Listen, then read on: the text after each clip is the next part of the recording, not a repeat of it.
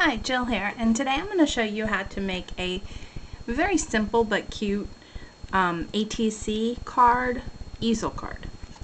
So here's kind of what it looks like when you receive the ATC. It lays flat like that, and then you fit it into its easel.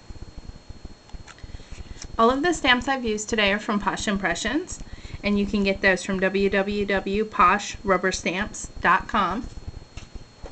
This is the Chinese set, and then the Joy Luck set. And I use different parts from both of these.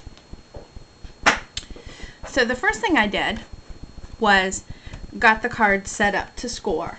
So the base piece of this is 7 inches by 2.5 inches. And then I also made the card, which is the standard 3.5 by 2.5. And then I did a layer, which was 3.25 by 2.25, and I'll show you how I decorate those. I'm using my Martha Stewart scoreboard. I love this tool, and I know I say I love a lot of things, but this is one of those things that I just don't know how I lived without.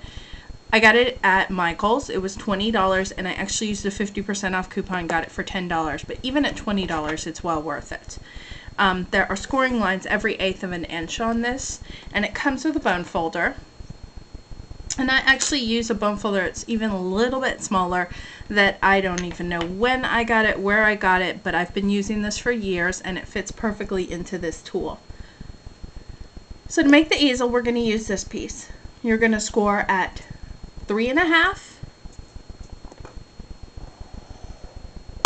And you're also going to score it at 1 3/4. And as you can see on the tool, it's marked every 1/4 of an inch so that you can use that as a guide. And I've marked a few things like gatefold and then standard card on there. So then you're just going to fold this over in half,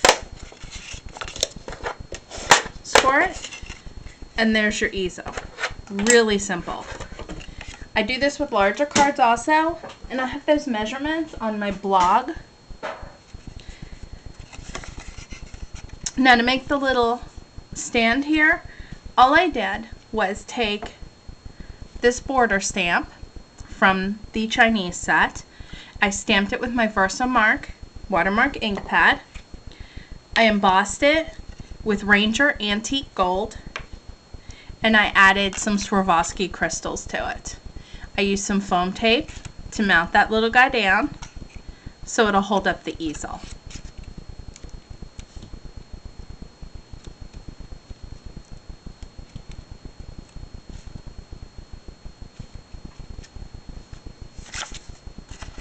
Then you're going to add on your actual card.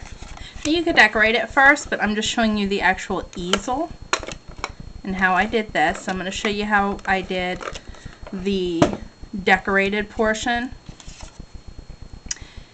And you just stick it down. Now, the important part of this is, when you look at this piece, you've got that score mark. You've got 2 parts.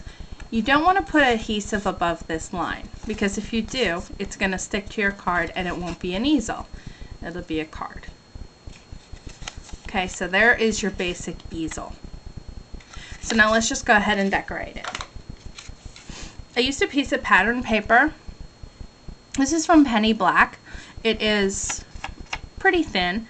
I don't know if they still make it. Sorry if they don't, but this is a piece of paper that I found in my stash that worked really well with this card. So the first thing we're going to do is not what you would think would typically be the first thing, because we're going to use perfect pearls. And the color I'm using is Sunflower Gold. And what happens is, if we do the other steps first, the perfect pearls are going to stick to the other elements of the card. So we do this first. I'm just using some Versamark watermark ink, my very well loved pad, and my Posh Splatter It Up stamp. And as you can see, this stamp has been through a lot. I've been using it for years and years and years. And you just cover that background piece with it. And actually this is one of my few stamps, other than some smaller word stamps that I've left mounted, because I use it that much. Now your Perfect Pearls, they come with 2 different brushes. Start with the small brush. You just put a little bit on and you rub it around. Now this is a pretty subtle look. You could go with a brighter gold, you could go with some of the colors. Just depends on what look you're going for. Now you're going to take the bigger brush and you're going to brush off the excess. And as you can see, it doesn't take a lot of powder to cover that piece. Okay, and look, it got on my background too. So I'm not even sure that this paper has a direction. We're going to go ahead and take the bamboo stamp from the Joy Luck set and stamp it up with a Color Box chalk ink pad. This is deep green.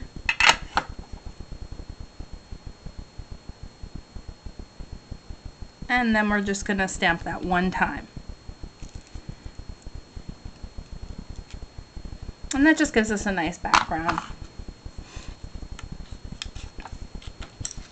Then we're going to come in with Vintage Photo, which is something I think I've used in every video I've done. This is the one, this and tea dye do not get put away ever. They just stay on my stamp desk. So I'm going to use my blending tool. This is just an old rubber stamp that I had. Actually it was with my address. I've since moved, so it works out perfectly. I just added some Velcro and then a foam pad to it. And you're just going to run it along the edges of the paper just to create, again, just a little more interest. I always like to edge things, either with a gold or silver pen or with an ink pad. I've been a little bit more into using the ink pads lately, just because I've been liking the aged look. But I go in phases, you will see that.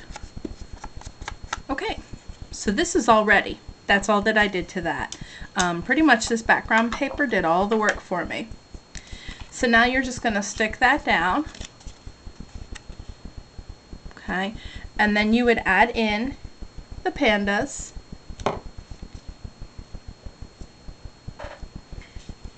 Now my pandas are stamped with, again, the Versamark Watermark ink pad, and then I used Judykin's Galaxy embossing powder. As you can see, it's black and it has sparkles in it, and they're all different colors. And then I just added some foam tape to the back. And these little guys, I'm not going to bother attaching everything, but these little guys stick here and here. And then I just added in a charm, and this one I'm using a pagoda. I added glue dots to the back of it, and I find that those little glue dots really adhere things to the background. So, just going to switch it out for the finished one. And there you go. Once again, it's all finished. And this one has a different charm again. I have 3 different charms on these. So there's your finished card, or actually ATC. I've also done this with a few cards. I'll show you those real quick. This was my St. Patrick's Day card. And I just used $2 stamp, actually, yeah, 2 different sets of dollar stamps. And I used my heart-shaped nestabilities and an embossing folder. And you've seen this one before. This is also on my videos. And this one goes the other direction. So as you can see, you can go any direction. And the measurements, the way to do this yourself is you're doing a regular card. So this is just a standard A2 card. I folded it in half and a quarter. And that's all that you need to do to get that easel going. So there you go.